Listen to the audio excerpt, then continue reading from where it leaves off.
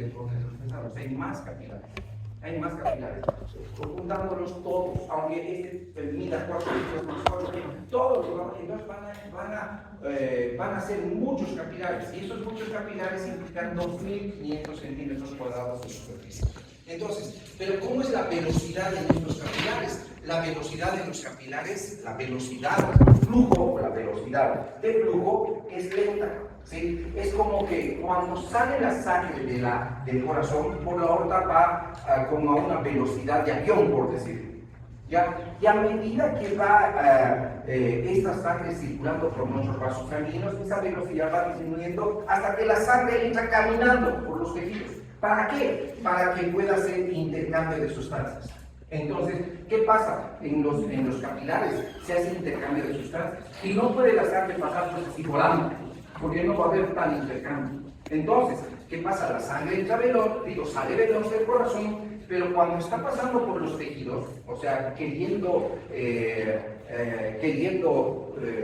nutrir a los tejidos, la sangre debe pasar lentamente, ya para que se haga el intercambio de sustancias.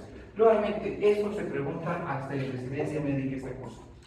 ¿Ya? ¿Me puedes decir que es medio lógico, tonto, es útil? Sí es útil, solo para entendimiento. Bien, hasta aquí creo que han entendido este concepto. ¿Ya? ¿Qué más tengo que decirte? Voy a hablarte de las presiones de los diferentes circuitos. Por favor, te voy a rogar que atiendas, porque todo esto está basado en lo que ya hemos hablado en los capítulos anteriores. Nuevamente les digo a todos los capítulos son como una especie de novela. Un capítulo le da apertura al siguiente capítulo. ¿Ya? Entonces, escúchame bien. Nuevamente, ¿qué es lo que voy a dibujar? Al circuito pulmonar y al circuito sistémico. ¿Ok? Ahí está. Circuito pulmonar, circuito sistémico. El circuito pulmonar, ¿qué presión sistólica y diastólica maneja? ¿Me pueden decir? Estamos a 10 días de rezar. Más, ¿no? 25 sobre 8. La sistólica 25, la diastólica 8. Esa es la presión del circuito pulmonar o de baja presión. El circuito sistémico, ¿qué presiones maneja? El circuito sistémico maneja unas presiones de 120. Aquí le vamos a poner las unidades. Necesito que sepan poner unidades. 120 sobre 80 mililitros de mercurio. Esta es la sistólica, esta es la diastólica. ¿Listo? ¿Ya? Entonces, eso es lo primero que debes saber. Cada circuito tiene su presión sistólica y diastólica. ¿Y esto de dónde está extraído? De todo lo que es la dinámica cardiovascular. Y no solo eso, sino vamos a ver que está extraído también de lo que ya hemos estudiado en el ciclo cardíaco. ¿Estamos? Un detalle importante a destacar, ¿ya? Si vamos a entender algunos detalles, ¿sí? Es lo siguiente. Primero, no te olvides que este es el circuito arterial, ¿sí? Y este sería el circuito venoso. Ahí le vamos a poner, ¿sí? Y un detalle que sí se pregunta a veces es ¿cuánto es la presión de la sangre en el extremo antes de ingresar a los capilares de la sangre? O sea, este es el capilar y este sería el extremo antes de ingresar. Entonces, antes de ingresar la sangre a los capilares, la presión es de 35 milímetros de mercurio.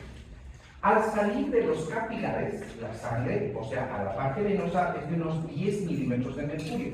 ¿Sí? Entonces, si yo hago un cálculo de la presión capilar, ojo con esto, de la presión capilar, voy a hacer un cálculo de la presión capilar. En los capilares se genera una presión más o menos de 17.3 milímetros de mercurio. Te vas a acordar, porque esto te va a servir muchas veces en tu vida.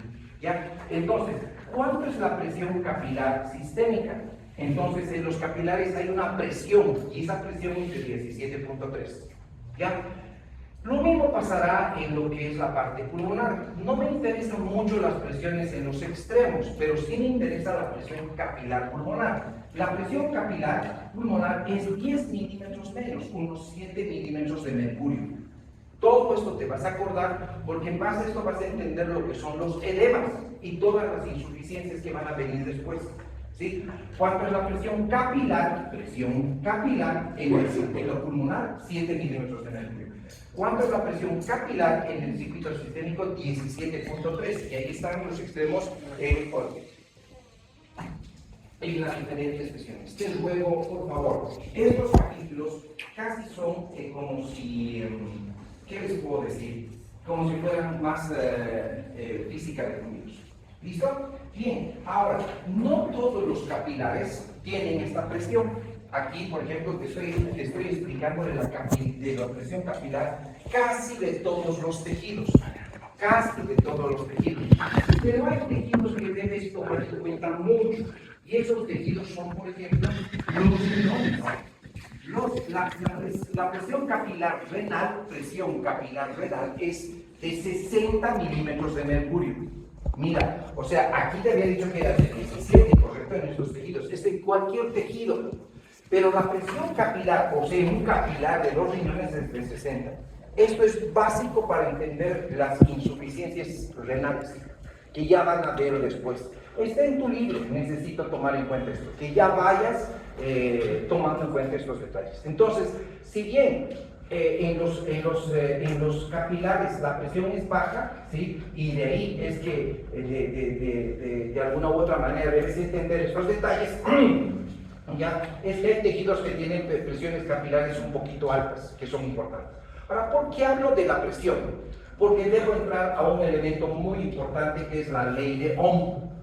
La ley de Ohm es una ley física, ¿ya? Y esta ley física nos habla del flujo y nos dice, el flujo que es Q es igual a la diferencia de presión sobre la resistencia. El flujo que es Q, ¿sí? Nos dice que es igual a la diferencia de presión sobre la resistencia. Si quieres, lo podemos poner así, el flujo es igual a la diferencia de presión sobre la resistencia. Ya, flujo. ¿Qué era flujo? Pregunta, ¿qué era flujo? Una cantidad de volumen por unidad de tiempo. En este caso, sí, yo necesito que ahora disgreguemos esta fórmula. ¿Qué pasa? Aquí yo tengo un vaso, un tubo, si quieres tomar, y necesito que en este tubo fluya la sangre. ¿Ya? Entonces, ¿cómo fluye la sangre? Entonces, el vector va a ser el vector flujo. Este va a ser el vector flujo. Entonces, y este va a ser el extremo A, y este va a ser el extremo B. ¿Estamos? ¿Ya? Entonces, ¿qué es lo que pasa? Para que el flujo se establezca desde A a B, necesito diferencia de presión. Por lo tanto, ¿sí? ¿Cuánto es esa diferencia de presión? Que la presión 1 sea mayor a la presión 2 y de ahí se va a establecer el flujo. De ahí se establece el flujo. Entonces, ¿sí? Entonces, tomando en cuenta estos detalles, primero, el flujo va a ser igual a la presión 1 ya menos la presión 2. ¿Estamos? La presión 1 menos la presión 2. Entonces, de esa manera se establece el flujo. Presión 1 menos la presión sobre la resistencia. ¿Ok? Bien, ¿qué es el vector o qué es la variable resistencia? La variable resistencia, ¿ya? Es una fuerza que se opone al flujo. Entonces, la resistencia es una variable o una fuerza que se va a oponer al flujo. Se va a oponer al flujo. Entonces, la resistencia en los vasos sanguíneos es real. ¿Por qué? Porque estos son los líquidos reales y la resistencia está dada por la fricción que se genera en los vasos sanguíneos en las paredes. Por ejemplo, si esta es la sangre, ya está fluyendo de forma laminar, ahí está, ¿sí? Entonces, resulta que cuando la sangre está fluyendo, existe cierta resistencia o fricción en las paredes de los vasos que le impide o, entre comillas, frene el flujo. Entonces, ¿qué puedo destacar? Que el flujo, la ley de Ohm es esta, pero se aplica a la física de fluidos cardiovasculares o a la dinámica cardiovascular. Entonces el flujo será igual a la presión 1 menos la presión 2 sobre la resistencia que ya vamos a ver. ¿Ya? Ahora, vámonos a este lado, ¿sí? Y vamos a destacar algunos detalles importantes, ¿sí? ¿Con cuánto de presión sale la sangre del ventrículo izquierdo? Pregunta. ¿Con cuánto de presión sale la sangre del ventrículo izquierdo? Despierten, les vuelvo a decir, no va a ser bonito que saques mala nota el día lunes y tampoco en el parcial. Les vuelvo a decir, no, yo sé que ustedes tienen, no sé, hasta no sé cuántas oportunidades para probar. Es que no es correcto. No debería haber esas oportunidades. Les he dicho a los jefes, aquí tendrías que aprobar a la primera y a la primera tendría que ser. ¿Ya? Y quizás irte al final para darte una oportunidad. No es correcto de que tú tienes, pero voy a tener otra oportunidad. No, no vas a tener. ¿Sí? Y si vas a tener que estudiar. No vale la vida empezando una carrera, empezar a pensar que tienes varias oportunidades. ¿Sí? No vas a tener en la vida oportunidades, te aviso. Así de simple. ¿Sí? No vas a tener. ¿Sí? Si alguna vez estás en un trabajo y fallas en ese trabajo a tu jefe o haces mal el trabajo, te van a botar. No van a decir, le daremos una oportunidad. O pregunta para ustedes, lo mismo les he dicho a los jefes aquí. Si tu paciente se muere en una cirugía porque ha sido tu negligencia, ¿tendrás otra oportunidad? Pregunta, ¿qué pasa con la familia que tiene al muerto? ¿Y qué pasa si tú fueras la familia? No es cierto. Así que no pienses en fallar. Atender. ¿Sí? ¿Cuánto es la presión con la cual sale la sangre del ventrículo izquierdo? 120 milímetros de mercurio. Mira, todo va de donde hay más a donde hay menos y se sigue la segunda ley de la termodinámica. A medida que va circulando la sangre por el circuito, llega a ser en el circuito arterial en esta adicta 35, aquí 17, aquí 10. Pregunta, ¿con cuánto de presión llega la sangre a la aurícula derecha? Se nota que no están estudiando. ¿Qué harán? No vas a aprender esto de la noche a la mañana.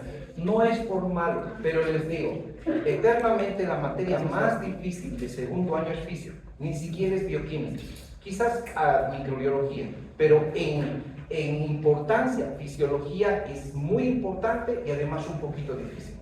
Así es, ya 0 milímetros de mercurio. Entonces, es cierto que cuando yo pongo aquí las variables, ¿cuánto en el circuito arterial, por ejemplo, cuánto va a ser la presión 1? 120 ¿qué? Milímetros de mercurio. ¿Cuánto va a ser la presión 2? 0 milímetros de mercurio. Entonces, de aquí viene lo siguiente, la pregunta. No sé si les han comentado en anatomía, ya quizás hasta en histo. Te han dicho que el corazón es una bomba muscular, pero que expulsa sangre y succiona. No lo hace, no succiona. El corazón lo único que hace es empuja la sangre, si te das cuenta, ¿sí? Y lo que hace genera una diferencia de presión para que llegue al corazón con 0, porque 0 no es succionar. Sé que algunos libros iban a ver, a veces el corazón podría succionar la sangre, pero ¿saben cuánto de presión hace el corazón de negativo? A veces menos 2 o menos 1, nada más milímetros de mercurio, eso es succión. Pero no es suficiente para succionar toda la sangre, así que esto es a veces en unas condiciones muy exageradas, pero en realidad la presión de la aurícula derecha es 0, no significa succión. Entonces, ¿qué pasa con todo esto? ¿Sí? La sangre sale de las arterias con 120, o sea, del corazón por la aorta, y llega con 0 al corazón. ¿Sí? Entonces, ¿qué hacen los ventrículos? Los ventrículos se encargan de empujar la sangre y de mantener en movimiento la sangre. ¿Ya? Y depende mucho de esa fuerza y de esa presión que genera cada ventrículo. En este caso me circunscribo al ventrículo izquierdo, porque de él va a depender toda la circulación y todo ese proceso de oxigenación de los tejidos. ¿Te imaginas cuando el corazón es insuficiente y no puede generar presiones? O si no, ¿te imaginas cuando la poscarga aumenta? Aquí ya sabes los conceptos de precarga y poscarga, supongo. Entonces, cuando la poscarga aumenta porque el paciente tiene hipertensión, que ahorita ya vamos a ver. ¿Estamos? Entonces, estos elementos son importantes. No voy a ir al circuito pulmonar todavía, pero algo que sí necesito, porque hay un capítulo del circuito pulmonar, no solo 1, 2, 3, y sinceramente los capítulos de todo lo que es fisiología pulmonar, igual parecen física. No son fisiología, como tú crees que voy a hablar de los pulmones, no, es pura física de gases, así de simple. Física de gases. Tienes que aprender lo que son los gases de la atmósfera, todos esos, porque de ahí vas a sacar la gasometría para entender.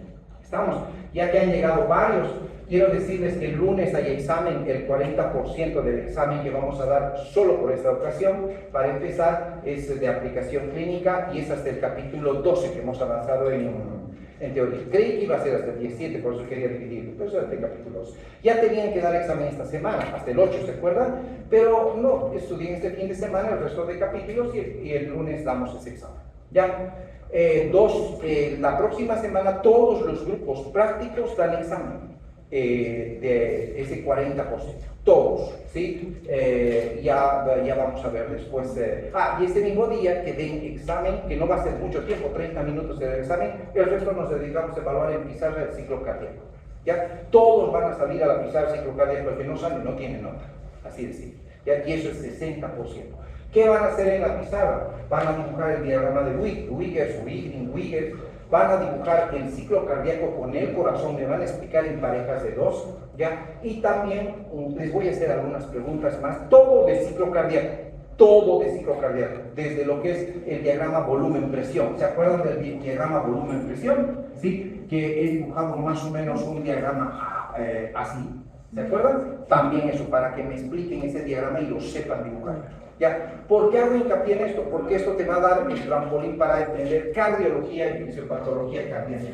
Ya, bien, dicho todo esto, como ya hay casi todos están, ya han escuchado esto, vamos a hablar. Bien, ¿alguna pregunta hasta aquí sobre lo que es la ley de Ohm, ¿sí? Y los elementos que se toman en cuenta para lo que es las variables que tiene la ley de Ohm? Una de las variables que estoy explicando es la presión. Entonces pregunta, si yo resto 120 menos 0, pregunta, ¿cuánto va a ser?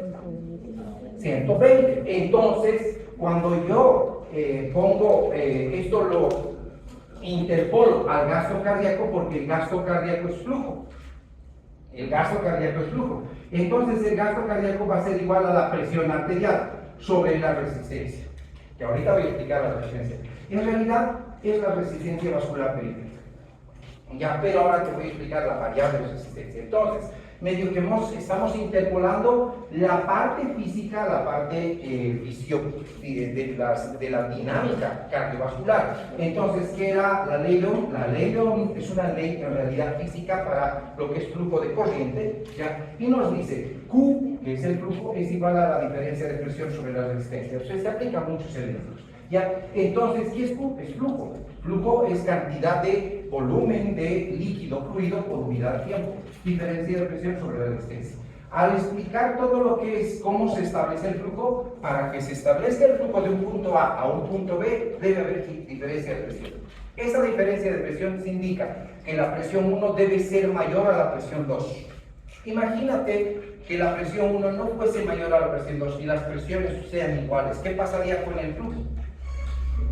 No habría flujo si las presiones son iguales, ¿ya? Y segundo, dependiendo de la situación, ¿qué pasaría? Imagínate, por favor, yo necesito que te imagines, si a esto yo le disminuyo el radio de este vaso, ¿qué va a pasar? ¿Ya? En realidad, para que se establezca el flujo, ¿sí? Va a tener que hacer más presión, la presión 1, ¿sí o no? Porque si no, no va a dar, ¿sí? Entonces, al hacer más presión, ojo que, ¿quién hace más presión? El corazón. Entonces, el corazón, para seguir manteniendo, estoy exagerando, pero para seguir manteniendo la sangre circulando, tiene que generar más presión. Un corazón que genera más presión, ¿qué va a pasar? Este corazón se va a volver, ¿qué? Musculoso, o sea, en otras palabras, ¿qué? Hipertrófico. Y si se vuelve hipertrófico, ese corazón empieza a ser cardiomegalia o hipertrofia cardíaca, dependiendo de la situación. ¿Ya? Ahora, un corazón hipertrofiado no es normal. Entonces, necesito que entiendas de aquí la parte fisiopatológica, ¿a qué se aplica? ¿A qué se aplica? Ahora, lógico, esto no va a pasar, digamos, como tal, pero quiero que entiendas los principios, porque en realidad los que van a determinar la resistencia van a ser otros elementos que ahorita te voy a explicar. Si es que hay alguna pregunta hasta aquí, me dicen. Bien, entonces, Yo puedo de ahí deducir lo siguiente: dejar de lado a los riñones, pues los riñones es otro cantar, así de simple. Los riñones son geniales, igual entra física, pero entran todos los capítulos de mecanismos de transporte, entra presión, entra de todo, así, ¿ya? Entonces, ¿qué les había dicho? Puedo decir entonces, deducir nuevamente a los que no están ubicados: el gasto cardíaco es igual al flujo, ¿ya? Y el gasto cardíaco va a ser igual a la presión arterial. ¿Por qué la presión arterial? Porque la presión arterial es 120, la sistólica. Eso es lo que me interesa. Entonces, si de 120 le resto 0, ¿para qué pongo en cuenta el 0? Entonces mi presión 2 siempre va a ser 0. Entonces, la presión que me interesa es la presión sistólica, 120. Entonces, esta presión ya sistólica, no le puedo poner sistólica, se llama presión arterial, sí, así de simple, está entonces interpolada a esa diferencia de presión. ¿Por qué sobre la presión arterial? Sobre la resistencia. ¿Pero qué es resistencia? Ahora sí voy a hablar de la resistencia vascular periférica. Ya, bueno, entonces hasta aquí. Si no hay preguntas, sigo, o si hay alguna pregunta, por favor, les ruego tomar atención. Bien, otro elemento importante. ¿Qué más? Aquí es el circuito. Dime. ¿Cómo dijo que era el flujo? El flujo, ¿qué es? Mejor el flujo, vos dime. Construye, ¿cómo está fluyendo agua en tu manguerazo? Sí, dime el flujo en tus palabras, tranquila. Es que en realidad, deja de lado eso. Si yo te digo, anda a fijar si hay flujo de agua en esa manguera de la casa. Movimiento, ya. ¿Movimiento de qué? De fluido, o sea, de agua, por unidad de tiempo. O sea, ¿qué es flujo? Es volumen por unidad de tiempo. Pero ahora, escúchame bien, o sea, es cantidad de agua en una unidad de tiempo. No está fluyendo poquito, entonces con eso no vas a llenar el tanque, por decir. No, si quisiera, está fluyendo mucho, vas a llenar más rápido el tanque. Entonces es volumen por unidad de tiempo. ¿En qué tiempo está fluyendo? Ahora, este gasto cardíaco, no se olviden que ya hemos analizado, solo es la interpolación de esta fórmula. Hemos agarrado esta fórmula y la hemos puesto aquí. Así de simple, o al revés, como tú quieras. El flujo es el gasto cardíaco. ¿Por qué? ¿Qué era el gasto cardíaco? Pregunta, ¿qué era el gasto cardíaco? El gasto cardíaco es la cantidad de sangre que expulsa el corazón por minuto. Cantidad, volumen por tiempo. ¿Sí? Ahora, pero el gasto cardíaco se puede calcular con la ley de Ohm. Sí se puede. Pero el gasto cardíaco también se puede calcular de otras maneras. ¿Cuál era la otra manera? Muy bien, espero que esté así en el examen. La frecuencia cardíaca por el volumen sistólico. Esto lo que te estoy explicando es para fisiopatología cardíaca. Todo esto se maneja en fisiopatología cardíaca, pero los conceptos para entender la patología. Así, y te están hablando de todo eso. Ahora, el gasto cardíaco, aunque no me crean, ya lo puedes calcular de muchas maneras. Incluso yo puedo agarrar estas variables y reemplazar aquí, así de simple, y puedo jugar con todo esto. En realidad sí se hace para entender la fisiopatología cardíaca, ¿ya? En todas las épocas. Ahora, un detalle que también debo destacar: el gasto cardíaco lo voy a poner aquí arriba, aquí lo voy a poner. El gasto cardíaco es igual también a la sumatoria de todos los flujos. ¿Dónde? En los tejidos. Es otra forma de calcular el gasto cardíaco. Entonces, ¿cómo es esto? Pregunta. Ojo, si se pregunta en los exámenes. Por ejemplo, ¿qué te he dicho del potencial de reposo? ¿Qué otros nombres tiene? De transmembrana, de membrana, ya potencial de reposo, estado polarizado de la célula. Hay varias, igual aquí. El gasto cardíaco te puedo preguntar de muchas maneras. ¿Qué es el gasto cardíaco? El gasto cardíaco se calcula o es igual a la presión arterial sobre la resistencia. ¿Qué es el gasto cardíaco? Es la frecuencia cardíaca por el volumen sistólico. ¿Qué es el gasto cardíaco? Es la sumatoria de los flujos en todos los tejidos. ¿Qué es la sumatoria? Si yo sumo el flujo sanguíneo en mi cerebro, estoy hablando del sistémico todavía, aunque igual es en el pulmonar, pero el sistémico me interesa porque ese es el que irriga todos los tejidos. flujo sanguíneo en mi cerebro, en mi corazón de las coronarias, en mi tubo digestivo, en mis músculos, en todas mis vísceras, todos ellos deben salir igual a ¿cuánto? 5 litros por minuto. Todos. Claro, ¿acaso va por el cerebro 5 litros por minuto? No, 700, 900 ml por minuto. ¿Ya? El riñón sí se lleva casi 22% del gasto cardíaco. Ojo, el hígado se lleva otros 20 y pico por ciento del gasto cardíaco. Ahí es ello casi 40 y pico por ciento. El resto se divide entre todos los tejidos. Por eso, si yo sumo todos los flujos de los tejidos, tienen que dar igual a 5 litros por minuto. ¿Qué quiere decir? Al gasto cardíaco. Ojo con esto, ¿quién no está entendiendo? Por favor, levante su mano. Todo esto se pregunta en los exámenes, ¿sí? Y se aplica, especialmente esto, se aplica para entender fisiopatología cardíaca. Especialmente eso porque de ahí se deducen muchas variables y muchos elementos que varían. Preguntas, por favor, ¿ya?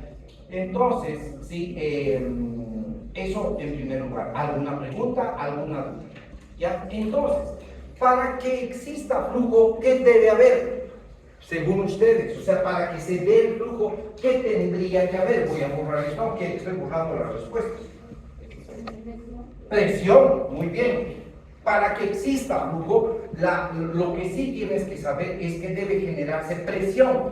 ¿Quién genera la presión? La genera el corazón. Entonces, imagínate un corazón que es insuficiente, insuficiencia cardíaca, no va a generar la presión suficiente para mantener la sangre circulando.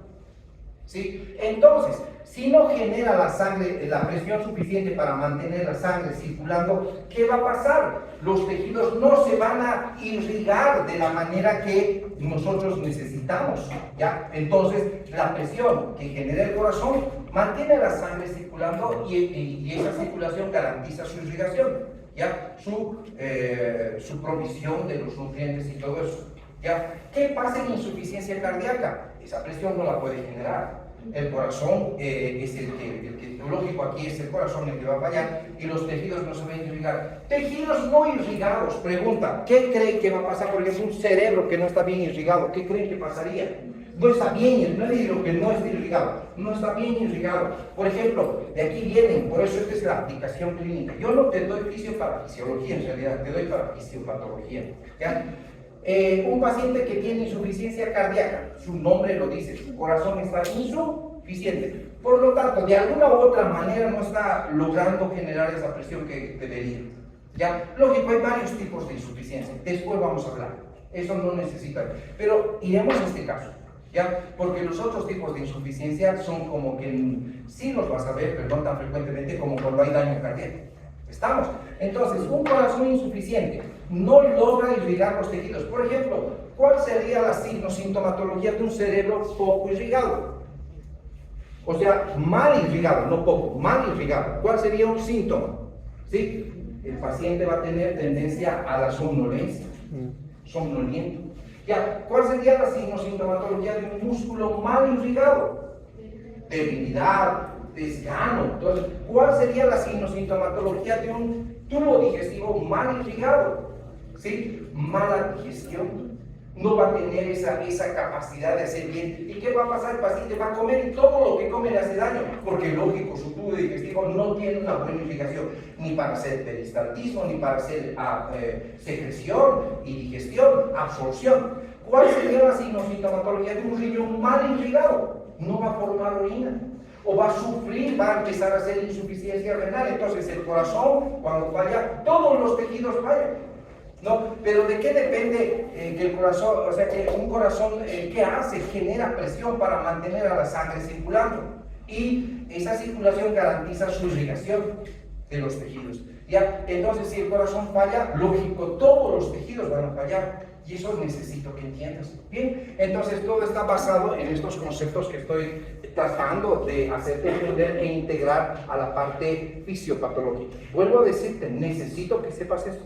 Ya, te estoy dando poquito de fisiopat, porque cada uno de estos elementos son un tema, una clase, de 2 hasta de 4 periodos. Así que no creas que te estoy dando, el doctor nos está dando fisiopatología. No, es esto solo para que sepas por qué debes saber esto. Bien, si hay alguna pregunta, me dicen. un detalle importante a destacar, ¿sí? Ahora voy a borrar. Entonces, esto lo voy a dejar porque creo que me han entendido ahí, ¿sí? Y vamos a ir a los siguientes conceptos. Pregunta, ¿sí? Yo tengo hipertensión arterial. ¿Qué significa hipertensión? Ya, muy bien, tengo presión alta, ¿ya? Y ustedes tienen su presión normal. Pregunta, ¿será que en mí, por mi aumento de presión, mis tejidos se irrigan más y en ustedes, entre comillas, su irrigación es normal? Pregunta, mira lo que te estoy indicando. Entonces, ante las variaciones de la presión arterial, el flujo sanguíneo se va a autorregular. Ante las variaciones de presión arterial, el flujo sanguíneo se va a autorregular. ¿Sí? Esto es importante que lo sepan. ¿Sí? Entonces, ¿a quién puede responder a la pregunta que les he hecho? ¿Sí? ¿Quién puede responder lo que les he comentado? Ahora, hay un detalle también que debemos saber. Ahora quería comentarles aquí.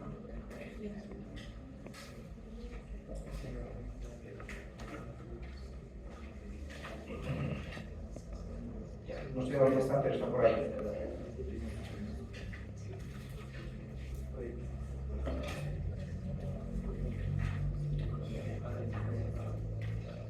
¿Ya quién me responde? Nadie. Bien, nuevamente te digo, yo tengo hipertensión. Hemos deducido aquello, ¿correcto o no? ¿Sí? Bien, pero ahora yo tengo hipertensión, mi presión es alta, ¿sí? Y ustedes tienen su presión normal. ¿Será porque yo tengo presión alta, se irrigan mejor mis tejidos? Pregunta. No, entonces, viene esto, ¿sí? El paciente puede tener variaciones de presión arterial y el flujo en cada tejido va a estar, va a seguir siendo normal. ¿Qué quiere decir? Si mi cerebro recibía 700 a 900 ml por minuto de sangre, ojo, este es el flujo sanguíneo cerebral, ¿sí? Si yo tengo hipertensión, mi cerebro va a seguir recibiendo lo mismo. Pero entonces, ¿qué hacen los tejidos y quién autorregula? La autorregulación está en base a algunos vasos en cada tejido y esos vasos se llaman arteriolas. Entonces, las arteriolas y las metaarteriolas, que tú ya debes conocer, no te voy a explicar, son las que van a regular el flujo en cada tejido. Entonces, pregunta, ahora te voy a ir a la parte fisiológica, porque es la parte patológica. El doctor tiene hipertensión, ya digamos se autorregula. Vámonos a la parte fisiológica.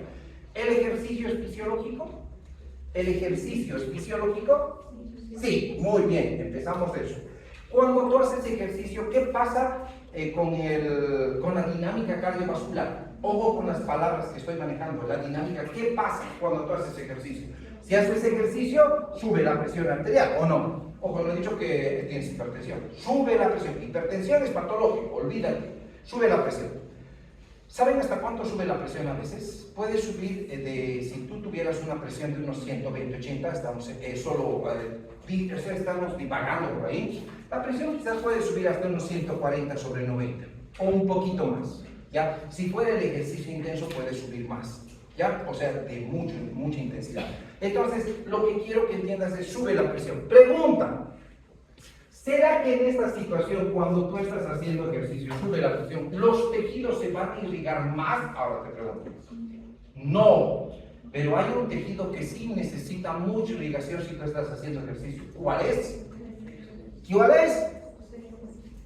¿Cómo acaso con tu cerebro haces ejercicio? No, el músculo esquelético. Ahora mira cómo viene el razonamiento aquí, el músculo esquelético. ¿Ya? Entonces, cuando tú haces ejercicio, sube la presión, debe subir la presión. Pero entonces, ¿qué pasa? Cuando nosotros hacemos ejercicio, entiende estos conceptos. Aumenta el metabolismo muscular esquelético, aumenta el metabolismo. ¿Qué es aumentar el metabolismo? Aumenta las necesidades metabólicas. Claro, si yo hago ejercicio, mi músculo necesita más nutrientes, más circulación. más oxígeno, necesita más circulación. Entonces, para garantizar ese aumento de nutrientes, porque estoy haciendo ejercicio, ¿qué hace? El sistema sube la presión arterial. Pero ¿qué pasa? ¿Sí? Este mecanismo de autorregulación es lo que hace lo siguiente. En realidad es redistribuir el flujo. ¿Qué significa? Yo voy a poner aquí al cerebro, ¿ya? Voy a poner aquí al corazón, voy a poner aquí a los riñones, voy a poner aquí al tubo digestivo, no sé, todo. Y voy a poner al último al músculo esquelético, ¿ya? Entonces, ¿qué hace el sistema? Redistribuye el flujo. ¿Qué significa? Agarra y con ese aumento de la presión arterial, aumento de la frecuencia, todas esas cosas, le da más sangre al músculo, ¿ya? ¿Y qué pasa con los otros tejidos? ¿Qué quiere decir? Primero, algunos siguen recibiendo la misma cantidad de sangre. Primero, tu cerebro no va a recibir menos sangre, va a seguir recibiendo entre este límite, ¿ya? Tu corazón tampoco va a recibir menos sangre, quizás reciba un poquito más porque él es el que está siendo el artífice de todo eso.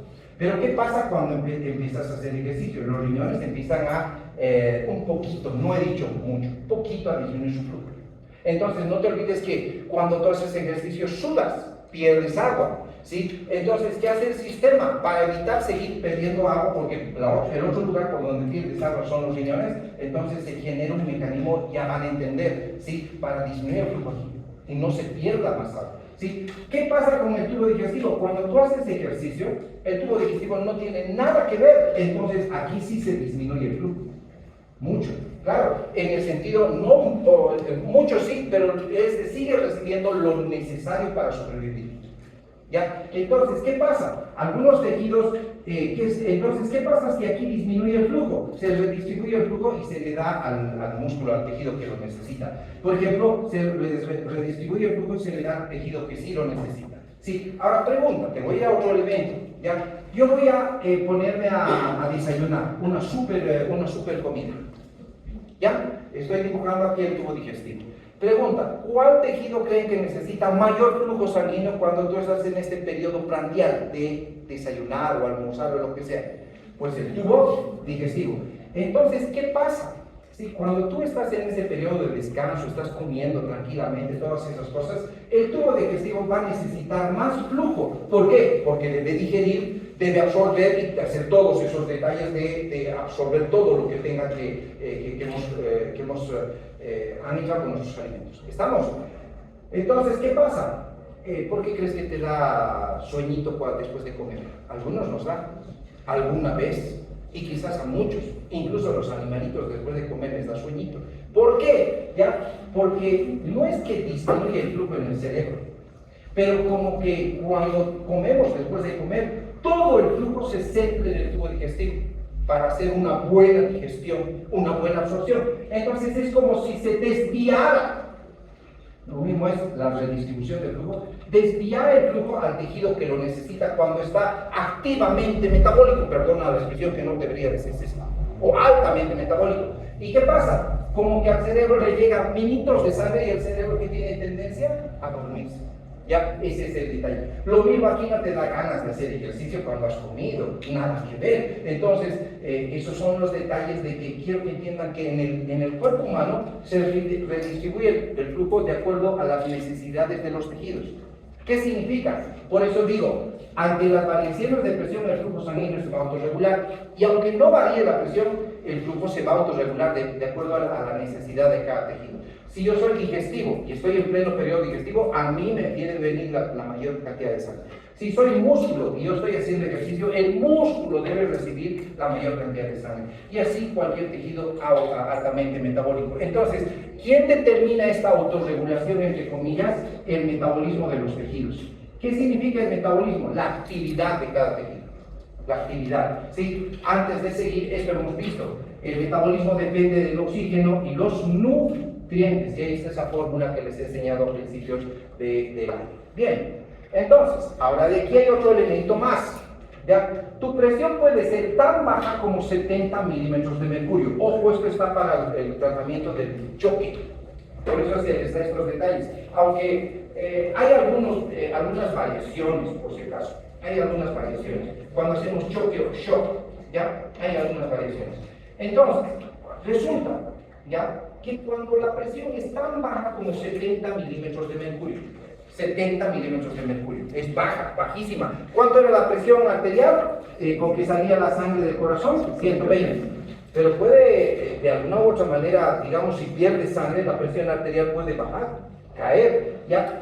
Cuando la presión es de 70 milímetros de mercurio, muy baja, y la presión puede llegar hasta 170 o 75 milímetros de mercurio, no estoy seguro, estos valores varían 5 milímetros de mercurio, nada más, ¿ya? Hasta 175, ¿qué pasa con los tejidos? Los tejidos se siguen irrigando normalmente. O sea, ¿qué quiere decir? Ante las variaciones de presión arterial, el flujo sanguíneo se autorregula. No porque baje o suba la presión, los tejidos se van a irrigar más o menos, pero estos son los rangos. Si esto es mucho más por abajo o esto es mucho más por arriba, ahí es grave. ¿Por qué? Si la presión es menos de 70, los tejidos ya van a empezar a sufrir de hipoxia e isquemia. Y si la presión excede los 175 milímetros de mercurio, los vasos tienen tendencia a reventar, así de simple, y a romperse. Por eso, que ante las variaciones de presión arterial, el flujo sanguíneo se autorregula. ¿Qué significa? La presión puede estar baja, pero en este límite, puede estar alta en este límite, y los tejidos van a seguir irrigándose igual. ¿Qué significa? Si yo hablo de un cerebro a 70 milímetros de mercurio, esto es todo teórico. ¿Ya? El cerebro va a seguir recibiendo en los 700 a 900 ml, 700 quizás. ¿Ya? Eso lógico que hay muchos detalles más a destacar. Entonces, la presión arterial no indica que haya mejor irrigación, así de simple. No, sino que en realidad el cuerpo genera mecanismos de autorregulación frente a las variaciones de presión. Por eso, yo tengo hipertensión, mis tejidos están mejor irrigados que los tuyos que tienes presión normal. No, están tan igual y irrigados como de cualquier persona. Preguntas.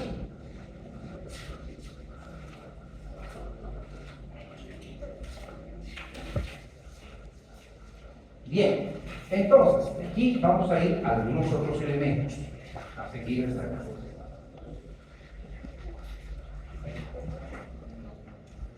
Vamos a hacer. Dime. ¿Por qué una persona puede estar cansada todo el tiempo? O sea, descansar y así, Ahora sí, no te he escuchado nada. Si hablas más fuerte, te agradezco. ¿Por qué una persona puede estar tan cansada a pesar de descansar? ¿Qué cansa? Ya, muy bien. Les voy a dar la respuesta a eso. Y no eres la única que me ha preguntado. En estos años, muchos me han preguntado. ¿Cuál sería sé que una de las causas de que tú te vengas a dormir a mi clase es que no hayas dormido. Ya, ¿ya? Porque son las 8 de la mañana, no tiene sentido que duermas. Y eres joven. Tú deberías estar a 150% ¿qué se llama? De dar de voz para todo.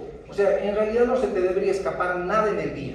De todo lo que te estoy dando, no solo de mi carrera, digo de mi materia, sino de todo lo que pasa en tu vida, estar pendiente de todo. En realidad no tendrías que darte el lujo de dormir, porque eres joven primero y tu cerebro está en lo mejor del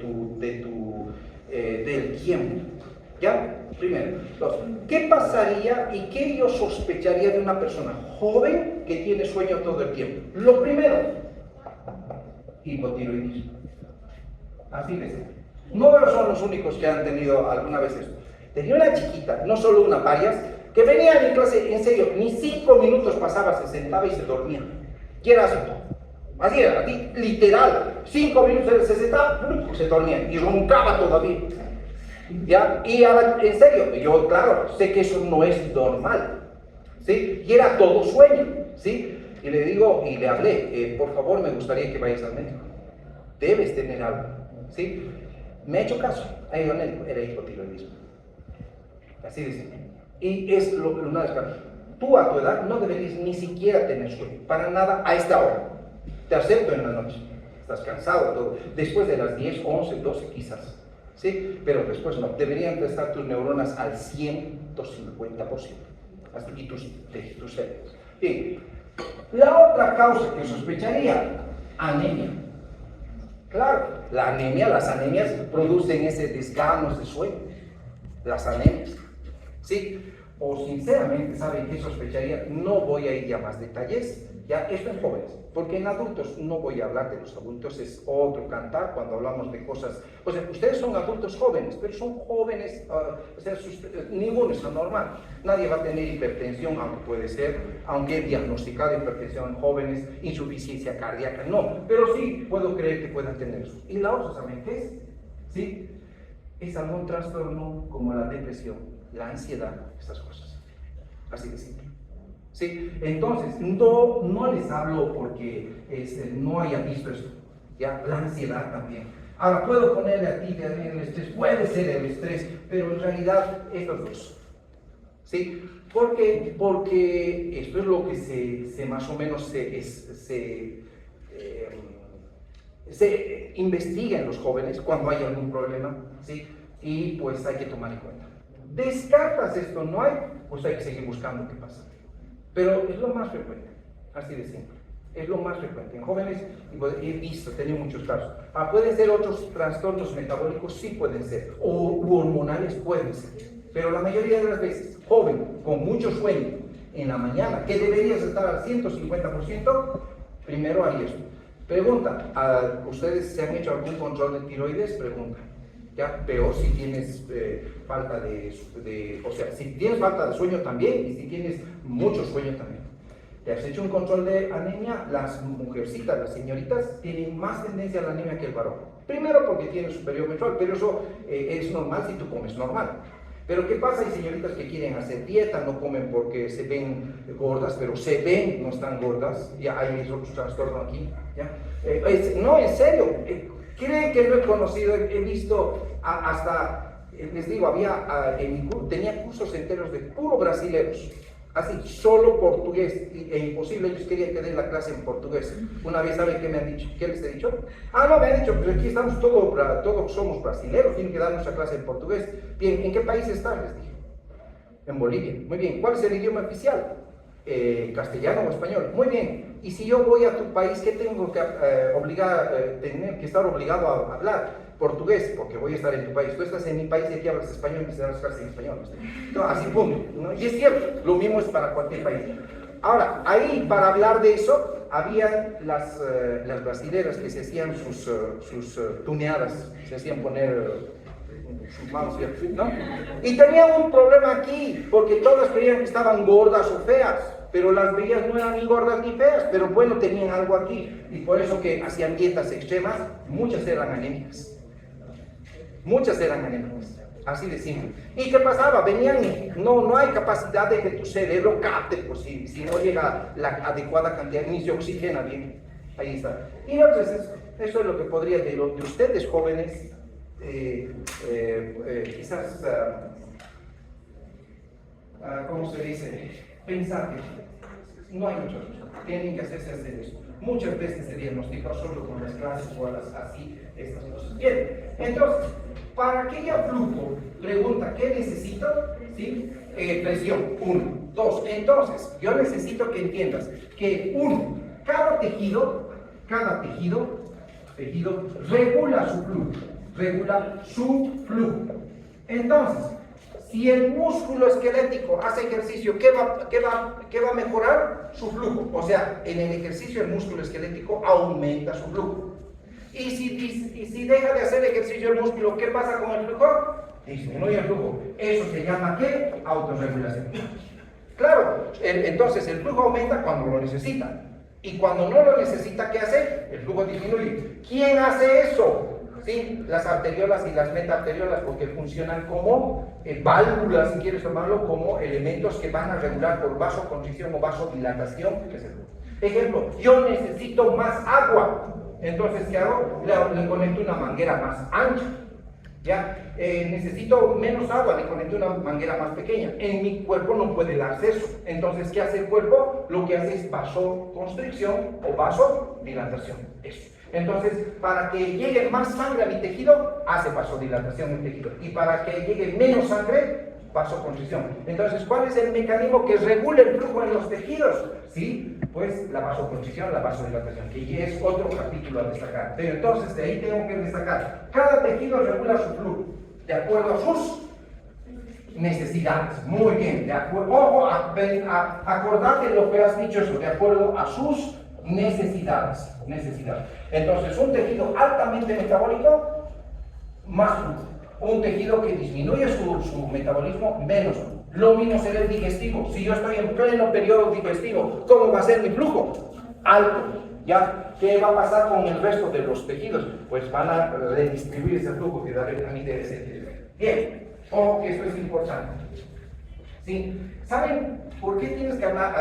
¿Para qué también es importante esto? ¿Qué pasa cuando el cuerpo humano, ¿sí?, entra en situaciones de choque?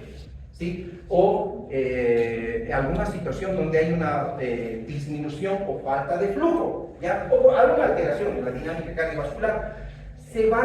El cuerpo humano va a preservar los tejidos nobles, va a preservar cerebro, va a preservar quizás cerebro más importante, ¿ya? Pero entonces, ¿qué hace? Le quita el flujo a los otros tejidos, y eso es una situación muy especial, ¿ya? Entonces eso después van a entender. Por eso necesito que esto es bien. Otro elemento importante, ¿sí? ¿Sí? El gasto cardíaco, de todo lo que hemos hablado, el gasto cardíaco es igual a la sumatoria de los flujos en todos los tejidos. ¿Qué significa? Si yo sumo el flujo sanguíneo del cerebro en todos los tejidos, tiene que ser igualito al gasto cardíaco. ¿Cuánto? 5 litros por minuto. 5 litros por minuto. ¿Sí? Bien. 3. El siguiente concepto que hemos revisado, por eso tanto he hablado para esto, ¿ya? La presión arterial, ahora mira cómo te lo estoy poniendo desde otro punto de vista. La presión arterial se regula independientemente al flujo en los tejidos. ¿Qué significa? El mecanismo de regulación de la presión, que ya vamos a aprender en los siguientes capítulos, es muy diferente a lo que es el mecanismo de regulación del flujo de los tejidos. En otras palabras, la presión arterial puede subir o bajar, la presión arterial, y el flujo ¿cómo va a estar? Siempre va a estar, ¿qué?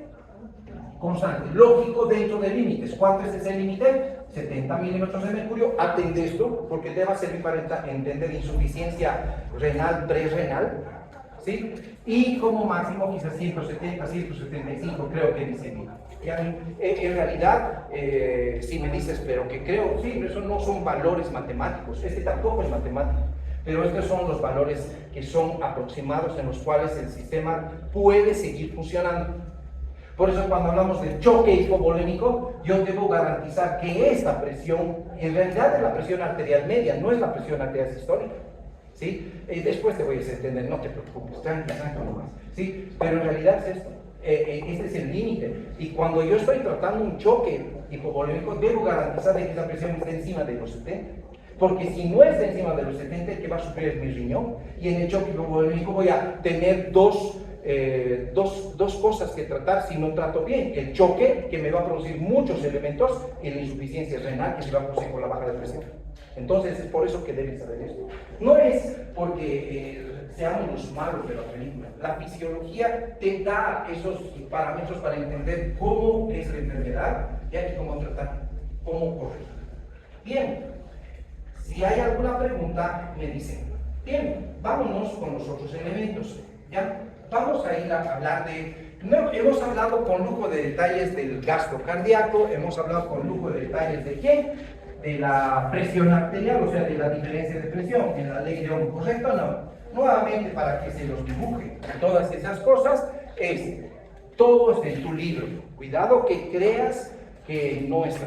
Todo está, solo que te doy el plus. ¿Para qué sirve eso? Porque si yo agarro y te pongo gasto cardíaco y la presión arterial sobre la resistencia vascular periférica, ya es eso, aprendí, punto, y listo. Entonces no es tan simple. ¿Ya? Entonces, un detalle: el gasto cardíaco es directamente proporcional a la presión e inversamente proporcional a la resistencia vascular periférica. De aquí, yo puedo sacar varias fórmulas. Por ejemplo, despejar y decir: la presión arterial es igual al gasto cardíaco por la resistencia vascular periférica. Lo primero. O puedo también es despejar y decir que la resistencia vascular periférica va a ser igual a ¿qué? A la presión arterial sobre el gasto cardíaco. Entonces, varias fórmulas que puedo deducir de la ley de Ohm. Esta es la ley de Ohm, ¿sí? Entonces, ¿qué puedo deducir aquí? La presión arterial es directamente proporcional al gasto cardíaco y a la resistencia. Eso significa que si sube el gasto cardíaco, sube la presión. Sube la resistencia, sube la presión. ¿Ya? No voy a hablar mucho de la resistencia ahorita todavía, ¿ya? Pero aquí, por ejemplo, ¿qué va a pasar? Aquí el gasto cardíaco es directamente proporcional a la presión. Si sube la presión, sube el gasto cardíaco, ¿ya? Pero tiene límites. No es ilimitado, tiene límites. ¿Y qué pasa? Si por alguna razón baja la resistencia vascular periférica, debe subir el gasto cardíaco. O si sube la resistencia vascular periférica, debe bajar el gasto cardíaco. Debe, eso es en condiciones normales. ¿Qué pasa en condiciones patológicas? Algunos de estos elementos empeoran la situación. Ya, pero vamos a ir primero a esto. Bien, hablaremos de la resistencia vascular periférica. ¿Qué es la resistencia que se había hecho? ¿Se acuerdan o no? ¿Qué es la resistencia? En este caso, resistencia vascular periférica. Ya, periférica. Bien, lo primero que quiero que entiendas, ¿sí? La resistencia es una fuerza que se opone al flujo. Ojo, la resistencia es una fuerza que se opone al flujo. Si quieres tomar lo que es la fricción que se produce en los vasos para que fluya un tejido. Ese es el vaso sanguíneo o el tubo, ¿ya? Y sería, si este es el flujo, esa es la variable flujo, ¿ya? Aquí voy a poner a la variable ¿qué? Resistencia. Usted pone el flujo. ¿Ya? Lógico, lo que me está aquí faltando es que exista una diferencia de presión. ¿Estamos hasta ahí? Bien. Entonces, ¿de qué variables depende la resistencia? Ahora sí debo entender esto. ¿Y quiénes hacen resistencia vascular? ¿Ya? En realidad, los que hacen resistencia vascular periférica, aquí ponlo bien, son las arteriolas. Las arteriolas. Las arteriolas son las que hacen más resistencia vascular. Pregunta. ¿Por qué las arteriolas? ¿Y por qué no la aorta? ¿Por qué no las arterias de diámetro mediano? Y tampoco las de diámetro menor, mucho. ¿Sí? En realidad, ¿te acuerdas cómo se dividen las arterias? Eso es histología, pero les he dicho que las arterias son elásticas, las musculares, ¿sí o no? ¿Ya? ¿Y cómo más se divide? A ver, ustedes saben, mejor que yo. Es que de aquí vienen todos los conceptos. Bien, primero, la aorta es una arteria elástica. ¿Qué significa? Debe ser elástica. No puede tener mucho tejido muscular. ¿Sí? Tiene, no digo que no, ¿sí? Pero más es elástica. ¿Por qué? Cuando la sangre, el ventrículo, le bombea la sangre a la aorta se complace. ¿Sí? ¿Qué quiere decir se complace? Distiende. Y cede a esa presión. Imagínate que la aorta sea rígida. Imagínate que la aorta sea rígida y el corazón bombea la sangre hacia la aorta. ¿Qué pasaría si solo hubiera flujo en sístole y en diástole la sangre pararía? Y no te olvides que el flujo debe ser constante. Segundo, ¿sí? Para bombear la sangre a esa arteria rígida, el corazón debería hacer más fuerza. Entonces, eso sería peor, por eso el corazón no duraría con una arteria aorta rígida como un tubo. ¿Ya? Entonces, ¿qué pasa? La aorta es complaciente, es elástico, entonces le manda el flujo de sangre del ventrículo a la aorta y la aorta se distiende, se complace, es compliance, la complacencia. ¿Sí? ¿Y qué hace después la aorta? Ante esa distensión, como tiene músculo también, ella se contrae, vuelve a su situación normal y sigue mandando sangre mientras el ventrículo está en un diástole. ¿Ya? Ahora, esto vamos a explicar después. Entonces, las arterias elásticas no tienen nada que ver en el flujo, entre comillas la aorta, porque es una arteria elástica, complaciente, entonces va el flujo y ella no ofrece mucha resistencia vascular. Pero ¿quién ejerce más resistencia vascular? Las arteriolas, porque son vasos de menor que diámetro, son vasos de menor diámetro. Ellas sí ofrecen resistencia vascular alta, ¿sí? Y no solo eso, esas tienen una pared muscular muy importante. Entonces, en realidad, ¿quiénes controlan el flujo en los tejidos? ¿Sí? Son las arteriolas y las metaarteriolas, porque de aquí, desde las arteriolas, ¿sí? Empiezan ya los capilares. Entonces, arteriola, metaarteriola y capilar. ¿Ya? El capilar, no se olviden que no tiene músculo. ¿Ya? ¿Cómo pueden definir un capilar sanguíneo? Definan capilar, histología. Definan capilar. ¿Qué? Sí, está bien lo que has dicho. ¿Qué dices? Eso es lo primero que deben saber.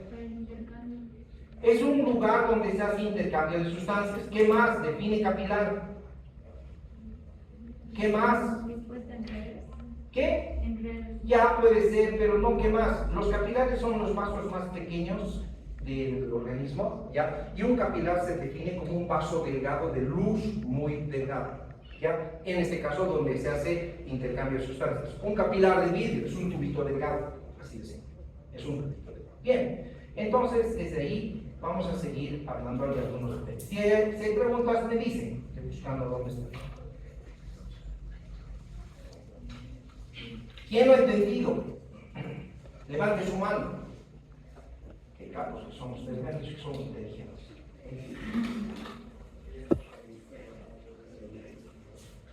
Bien, ¿habrás grabado eso? Dime. Cuando las arterias se taponean con grasa, ¿cómo suele suceder? ¿Qué pasa con la presión arterial y la autorregulación? Bien, hay un detalle, una cosita. Ya, primero, las arterias no se van a taponar con grasa. O sea, todas. Así, todas no. ¿Ya? Imposible. ¿Sí?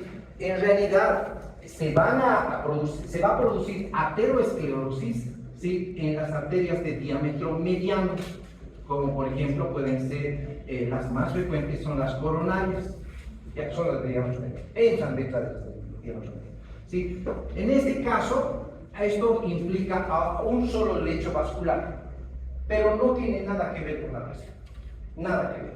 En realidad la presión está determinada por la vasoconstricción o vasodilatación general de todas las arterias de todos los miembros. Rara vez se van a taponar, como tú dices, ni rara vez, no te diré nunca, porque no hay nunca aquí, pero no hay esa concepción.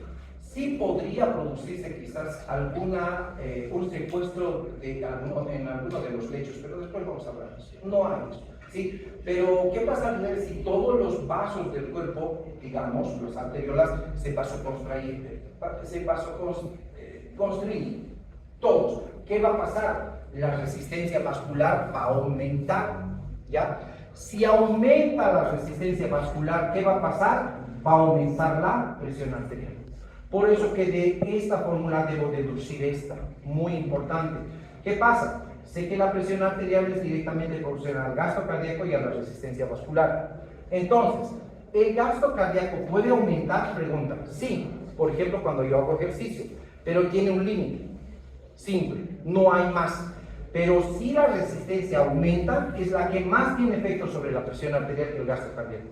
Entonces, fíjate que si por alguna razón todos los vasos del cuerpo se constriñen, ¿sí? Va a aumentar mucho la presión arterial. Mucho, mucho. Y eso es muy malo para el corazón. Ya muy mal, ya vamos a ir entendiendo, tranquila, pero no hay una taponada de todos, olvídate, ya podría ser la situación donde hay vascochero. ¿Cuál situación sería esa? Situaciones de choque, situaciones especiales donde hay una descarga simpática masiva, ya, y la presión puede subir hasta 170, 180, 200 puede subir. ¿Qué pasa en una situación de miedo, de estrés severo? Sí sube la presión. ¿Por qué? Porque en esta situación, dependiendo de la situación, estrés, estoy yendo mucho al estrés, el miedo no es eso, sino que ahí es una situación ¿cómo te podría decir? De redistribución de sangre, ¿ya? Pero cuando hay situaciones donde se compromete la vida en el cuerpo, que el cuerpo ya está listo para, entre comillas, está entre la vida y la muerte, ahí se producen esas situaciones donde se produce vasoconstricción generalizada y hace sufrir a todos los tejidos. Después vamos a hablar. ¿Ya? Es difícil, como te digo, es difícil, tengo que seguir explicando otras cosas, ahorita no. Pero no hay esto, puede ser solo en algún lecho vascular, el lecho vascular sería coronal, ¿ya? Lechos vasculares. Bien, ahora, un elemento que quiero destacar con ustedes, y es hablar de la resistencia vascular. ¿Por qué la resistencia vascular? me interesa, ¿ya? La resistencia vascular está dada por las arteriolas, nunca te olvides. Y la resistencia tiene mucho que ver con la presión. Mucho que ver con la presión. De aquí es que sacamos esta fórmula.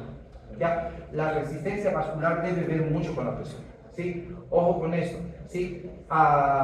Entonces, la resistencia vascular, les había dicho que depende de las arteriolas y las metaarteriolas. Bien, las arteriolas. Bien, porque son elementos musculares que tienen esta capacidad de hacer. Ahora, un detalle importante. ¿Cuáles son las variables que afectan a la resistencia vascular periférica?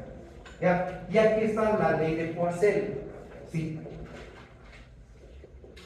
No sé cómo se pronuncia, ¿sí? Pero generalmente cuando he visto videos de esta ley, ¿sí? Esto Poiseuille, ya, este es Q.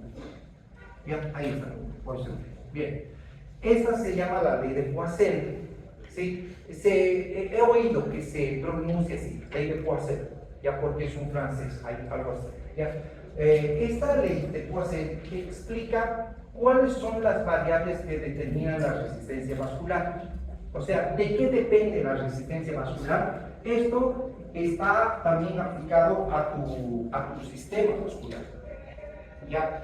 Por si acaso, les voy a dar, ¿ya?, la ley de Poiseuille resumida. En tu libro está complejo. Te rogaría que solo aprendas estas cositas que te voy a decir. Si quieres, lo tomas de tu libro. O sea, está en tu libro, pero esta es la resumida que está en el compendio. Y esa es la más práctica, porque la que está en el tratado es compleja. Entonces, pero no es tan complejo, sino solo poner las variables. Primero, la resistencia. Entonces, voy a poner esto. La resistencia. Sí, la resistencia va a depender de las siguientes variables. Uno, una constante que es una constante K. Le voy a poner constante K. K es constante. Si es constante es un número que ahí está, ya está calculado y lo van a poner la constante. Por la